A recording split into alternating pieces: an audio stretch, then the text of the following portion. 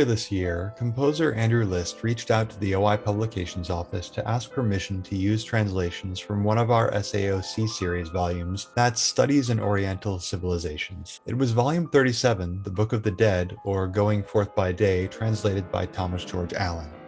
Thomas George Allen began his career at the OI as a student of Egyptology under founder James Henry Breasted. He would later become the editorial secretary in charge of OI Publications. Allen's translation of the Book of the Dead, aimed at a general audience, published posthumously in 1974, provided a much-needed update of the earlier translations by E. A. Wallace Budge. Where Budge had used one papyrus in his translation, Allen used multiple sources, resulting in a new volume that was much more accurate. While scholars like Allen set out to make a faithful translation of the ancient texts, contemporary artists often use texts, images, and themes from the ancient world more liberally. I don't think something from the past wants something from the present to be a mimic. When you're inspired by something, you don't have to be literal.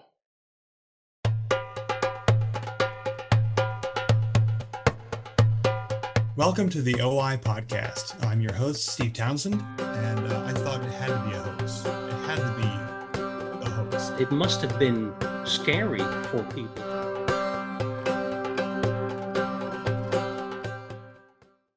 Welcome to the OI podcast. I'm your host, Steve Townsend, and in this series, Contemporary Artists, Ancient Voices, we talk to artists about the work that they created that's inspired by the ancient world. And I think it's always interesting to see how people process the stuff that they find at the OI and work it into their own artworks. So earlier in January, Andrew List, who's a composer at the Berklee School of Music in Boston, reached out to us, and he had a unique request. He wanted to use the text from the Book of the Dead, or Going Forth by Day, in a musical composition, which is not something that we usually hear. So 5 months later, here we are with Andrew List to speak about some of his compositions. One of them is the Temple of Dendera, from the Heart of Ra, and there's an upcoming piece that he's done that incorporates elements from the Book of the Dead that he requested to use from publications. So, Andrew, thank you for joining us, and I'm excited to hear some selections that you have prepared for us today. Thank you very much. It's such a pleasure to be here and to talk about the ancient world and how it can be such a great inspiration, has been a great inspiration for me and for the public as well. Listening to these pieces, Andrew, I'm struck by how evocative they are. My music is kind of like taking people on a journey. I want to bring you back to the ancient time. I want you to experience what the ancients experienced.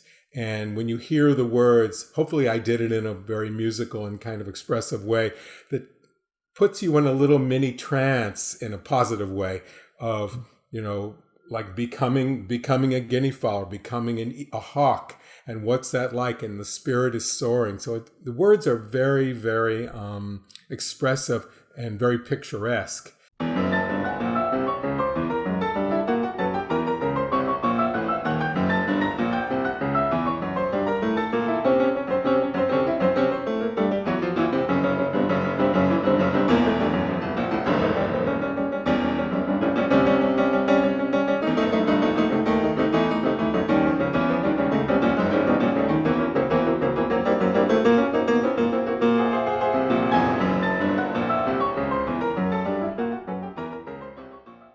You filter it through your modern day experience. The harmonies and chords and things that I use are definitely not the harmonies and chords. They didn't have the viola. They didn't have the piano.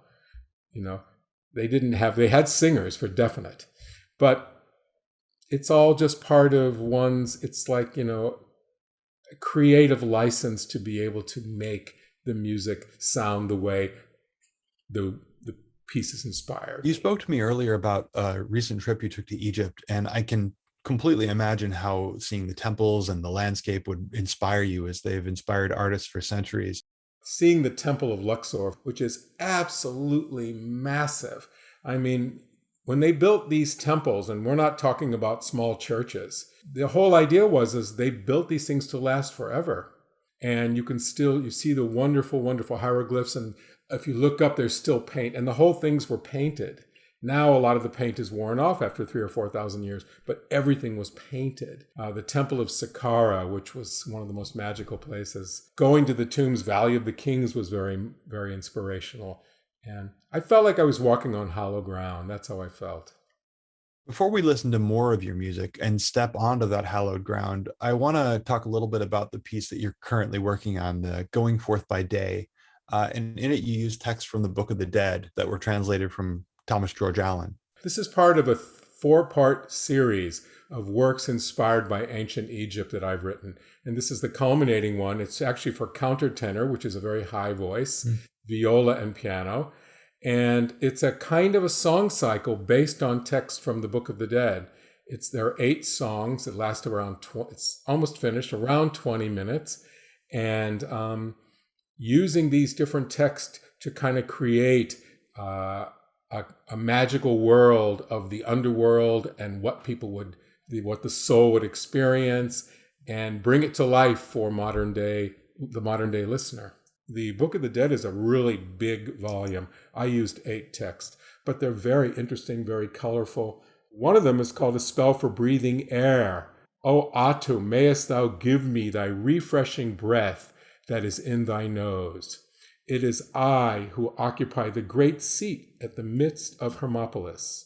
I have guarded the egg of the great honker. If it flourishes, I flourish. If it lives, I live. If it breathes air, I breathe air. Beautiful. So, I mean, I get chills when I read that. Yeah. Because, and we have a joke around the house of the egg of the great honker, right? So are the texts mainly inspirations for composition?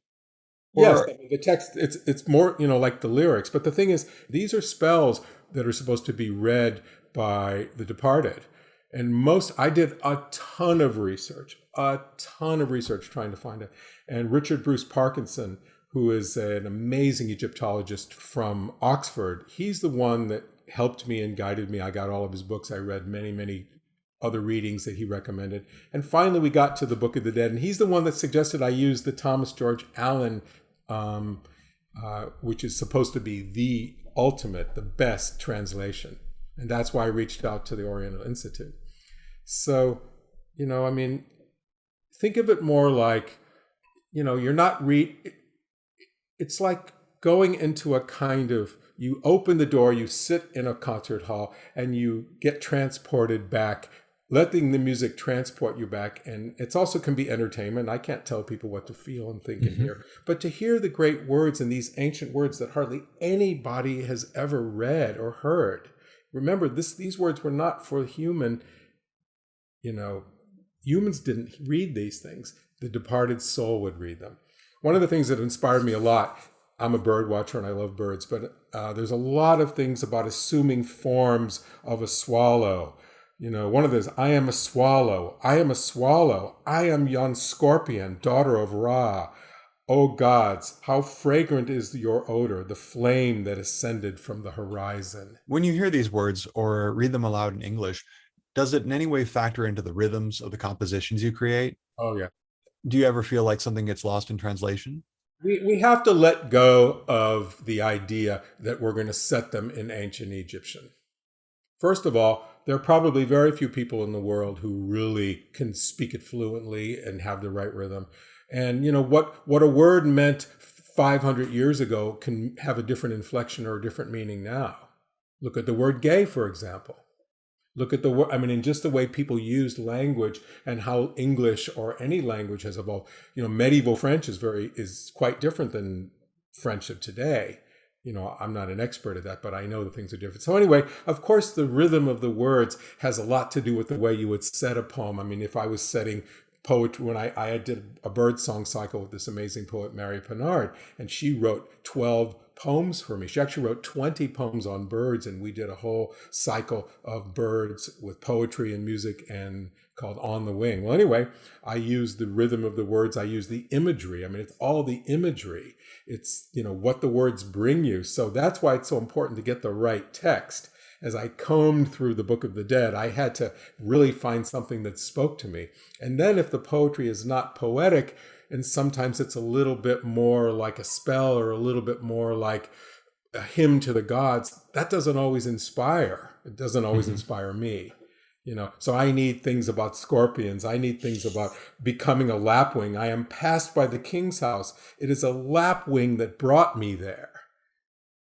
Hail to thee who has flown to the sky, who illuminest the sun. So now we're hailing the gods and the crowns and everything, but the lapwing that brought me there. Your earlier pieces don't have any text. They don't have any vocalist. When I listen to the Temple of Dendera, I'm brought into a place in my mind where I'm imagining, the temple in the tones of your music.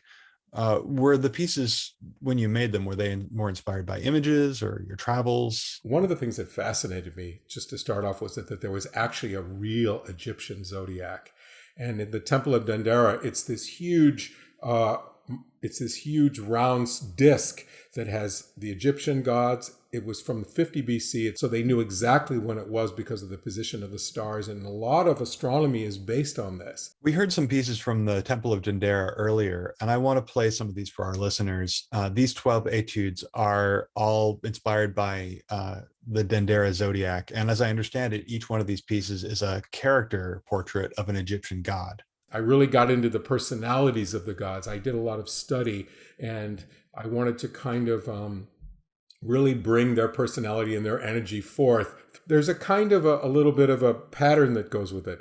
There's a holy trinity or a holy family, which is Isis, Osiris, one of the underworld gods, and their son Horus, who is the living pharaoh.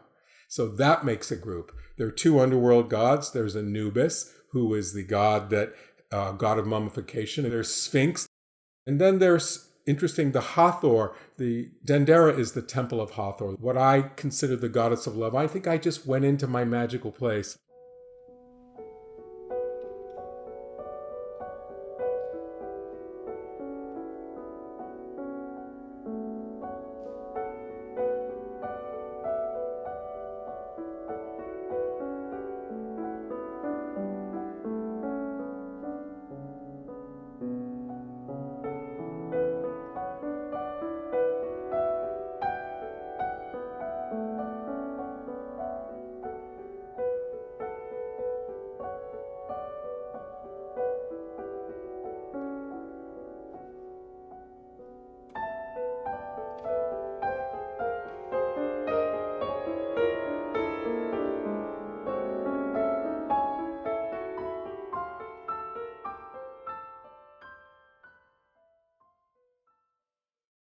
A number of these pieces were written in Paris. I was listening to the bells of Notre Dame, this low F-sharp bell, and the notes kind of got in. A lot of bells and bell sounds are in this. I'm really struck by that image of being in Paris and hearing those bells. It really transports you to ancient Egypt. When I hear Elman Ra, I can kind of hear those bells in the fabric of the music that you've made.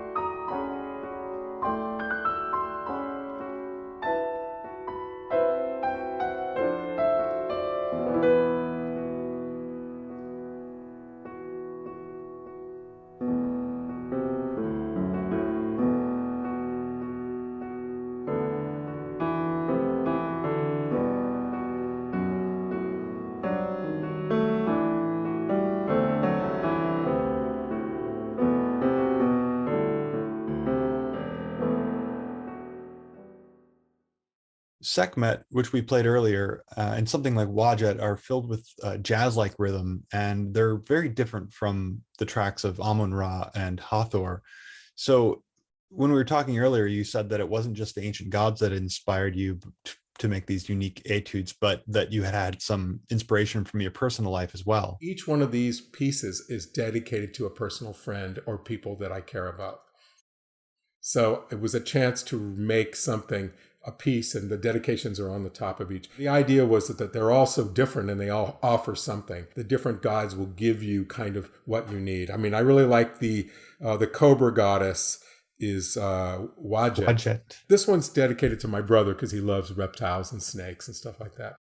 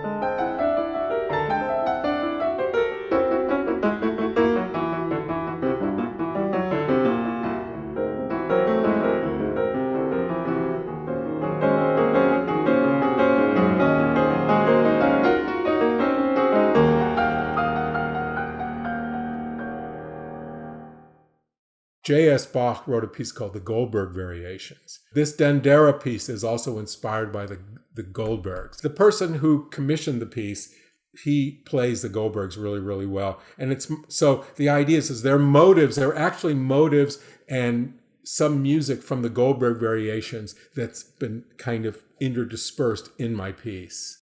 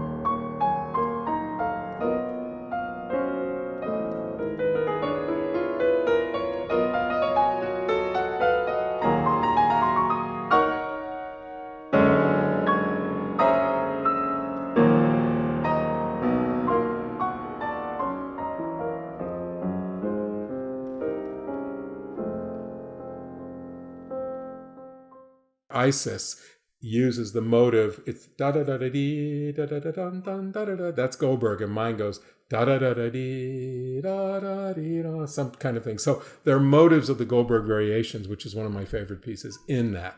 So then it's not only going from 3,000 years ago, but then backing up 350 years ago and now.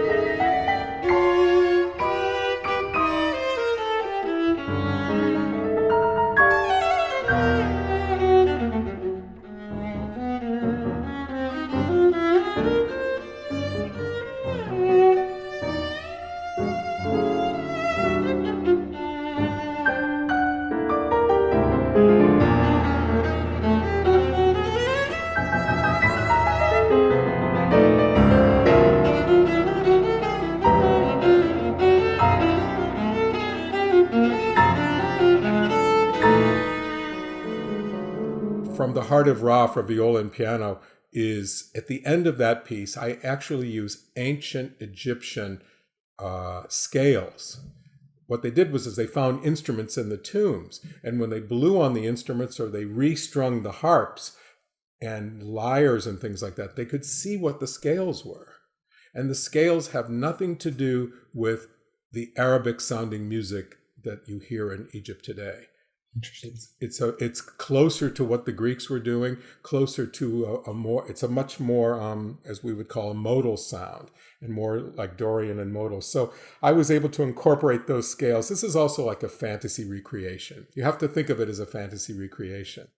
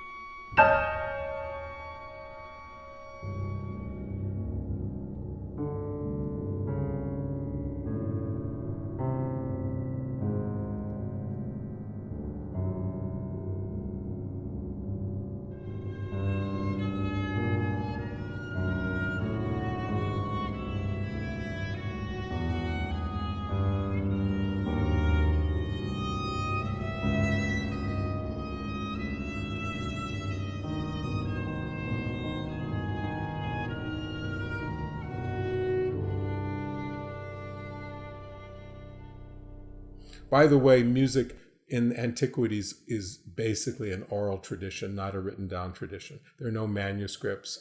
There are no, as far as I know. I mean, we do have some from ancient Greece, snippets, but basically it was an oral tradition.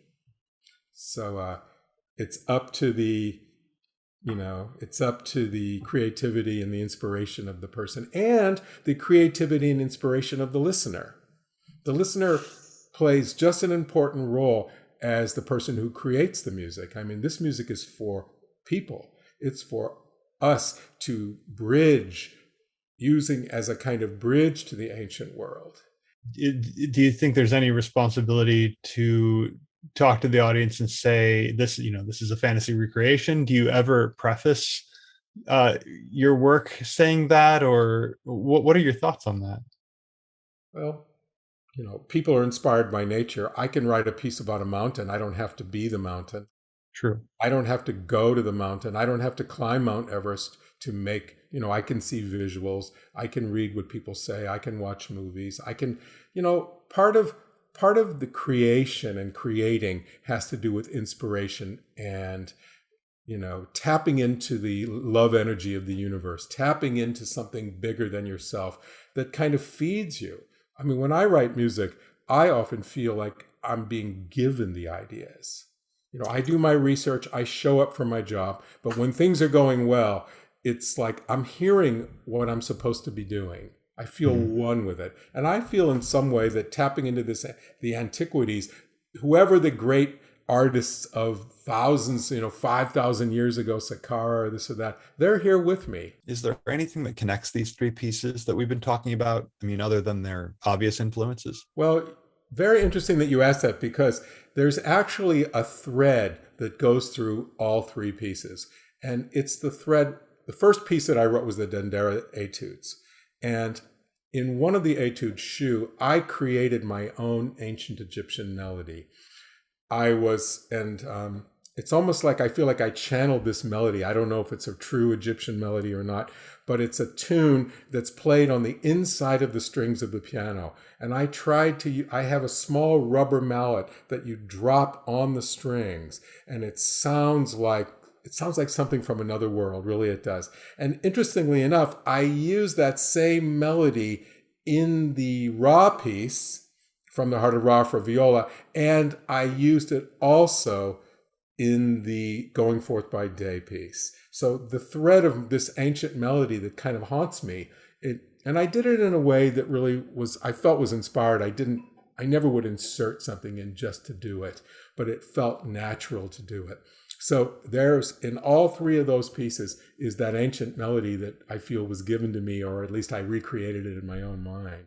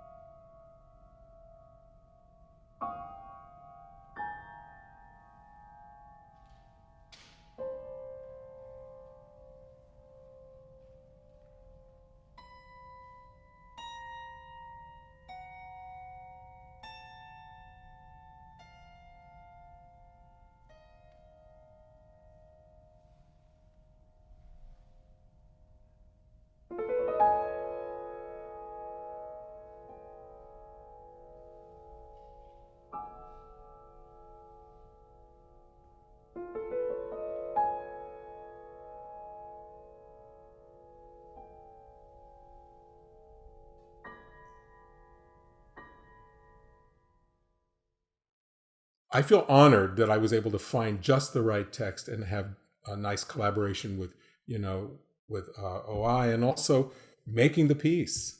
So I'm just about ready. We're going to have the premiere of this piece in Boston in the fall, and we're going to make a video, and we're going to have recordings, and hopefully we can travel the piece around to museums, galleries, and you could really kind of step out of your contemporary life for a second, which is not a bad thing, especially with the way things are now, and come into the world of the ancients, which is really the world of humanity.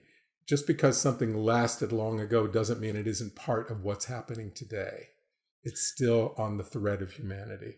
Well, for those of us who have to wait, can you tell us where we can find your music now? Well, you can definitely find my music on my website, andrewlist.com. You can listen to some of the Dendera Etudes there. And if you go to my Spotify page, just Google Andrew List, you can listen to From the Heart of Ra. The whole piece is right there. If you just put in Andrew List from the Heart of Ra, that'll come up. Andrew List from the Temple of Dendera, or you can just go into my pages, you'll see it. And you can listen to all of the different gods and see if you can, you can live vicariously. You can go to Egypt through the music. Thank you for talking to us today and sharing your music and inspiring us with this journey for all of us to take into this musical realm of the ancients. It's my pleasure. Thank you so much for inviting me. For over 100 years, the OI has been a leading research center for the study of ancient Middle Eastern civilizations. Join us in uncovering the past and learn about the beginnings of our lives as humans together. Become a member by visiting oi.uchicago.edu/member.